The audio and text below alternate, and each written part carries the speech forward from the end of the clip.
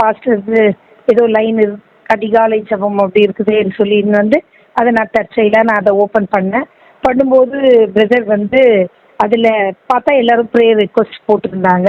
அது எப்படி போடுறது, என்ன நடக்குதுன்னு முதல்ல எனக்கு தெரியல. அப்படி கேட்கும்போது, "நீ வெட்கப்படுவதில்லை" அப்படின்ற தலைப்பில் பிரதர் பேசியிருந்தாரு. நான் ரொம்ப கஷ்டத்தோட அன்னைக்கு இருந்தேன்.